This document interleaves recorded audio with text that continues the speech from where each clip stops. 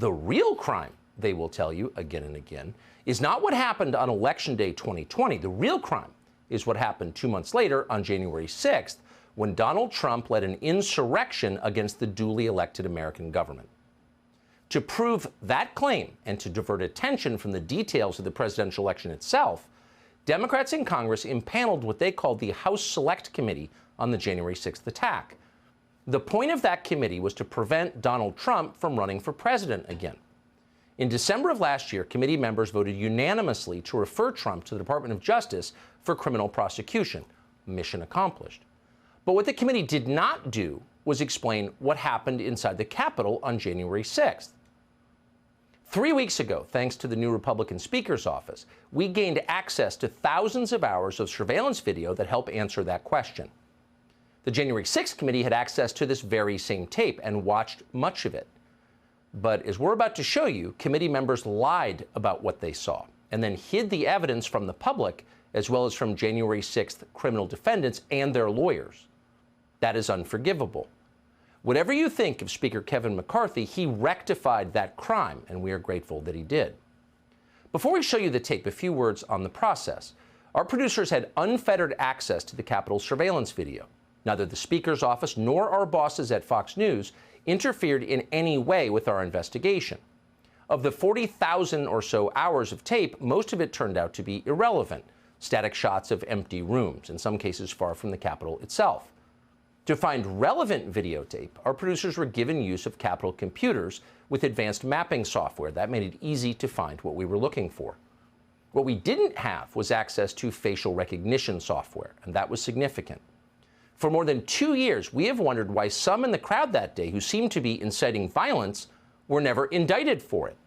We assumed these were federal agents of some sort. We still assume that. And in fact, there were many examples of behavior we saw in those tapes that didn't seem to make sense. Men in civilian clothes holding doors open for protesters, escorting others through the Capitol, etc. We would love to know who these people were.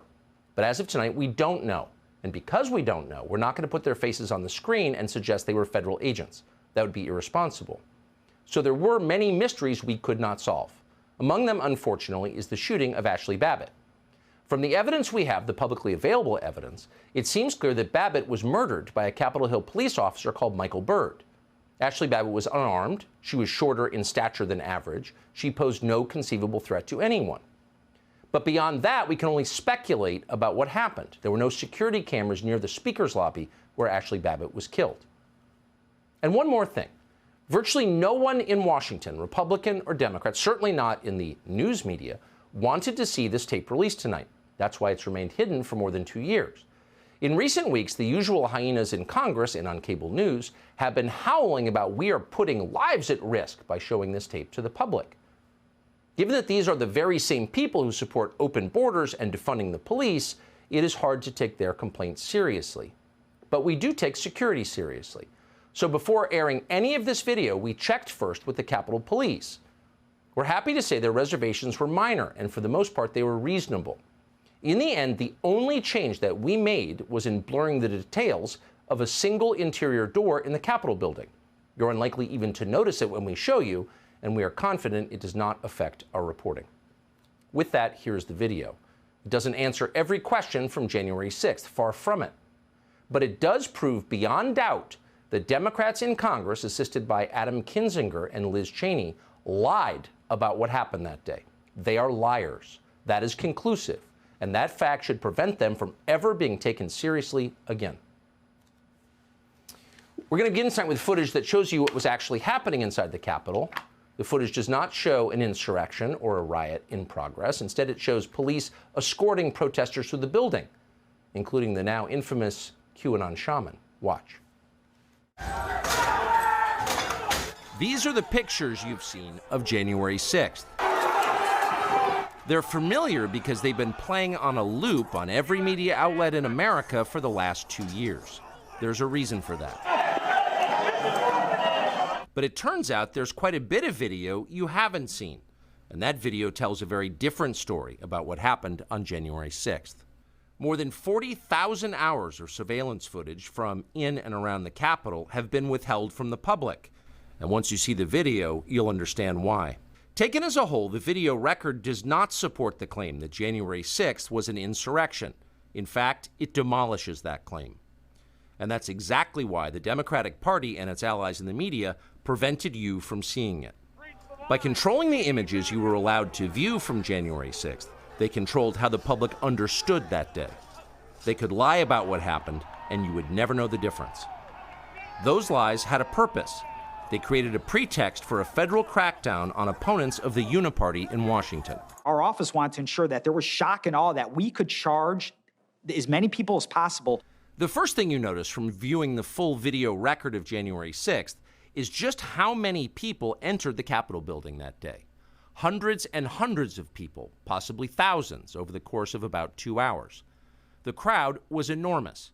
A small percentage of them were hooligans. They committed vandalism. You've seen their pictures again and again. But the overwhelming majority weren't.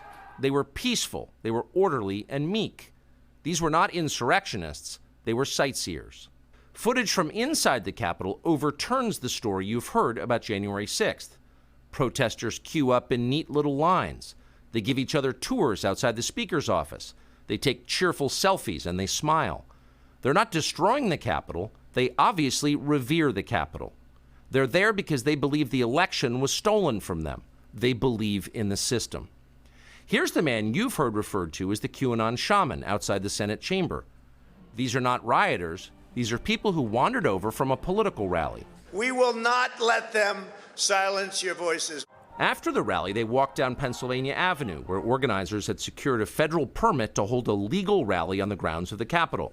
I know that everyone here will soon be marching over to the Capitol building to peacefully and patriotically make your voices heard. Once at the Capitol building, things began to get chaotic. Capitol police officers fired tear gas into the crowd. A few at the front of the herd broke windows. Someone opened the doors, and many hundreds of others just walked in. They're going to make that the story. Of course, they did make it the story.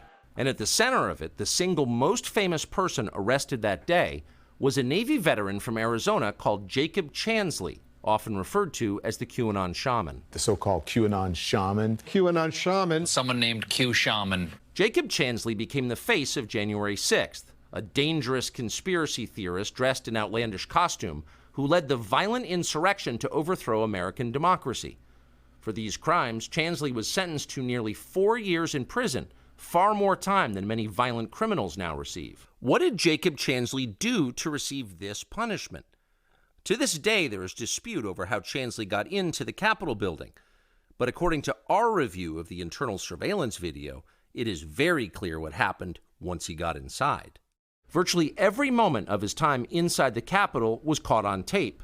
The tapes show that Capitol Police never stopped Jacob Chansley. They helped him. They acted as his tour guides. Here's video of Chansley in the Senate chamber. Capitol Police officers take him to multiple entrances and even try to open locked doors for him. We counted at least 9 officers who were within touching distance of unarmed Jacob Chansley. Not one of them even tried to slow him down. Chansley understood that Capitol Police were his allies. Video shows him giving thanks for them in a prayer on the floor of the Senate. Watch. Thank you, Heavenly Father, for giving the inspiration needed to these police officers to allow us into the building. Contrast the reality of what Jacob Chansley did in the Capitol building on January 6th, the indisputable facts recorded on video, some of which has never before been seen, with the depiction of Jacob Chansley that you've seen in the media for more than 2 years. He's a terrorist, they said. He should be killed. Shoot him. Shoot him. Like, you burst into the United States, if he was dressed like bin Laden, would you have shot him? Shoot him. Shoot him. It makes you wonder, who are the violent extremists here?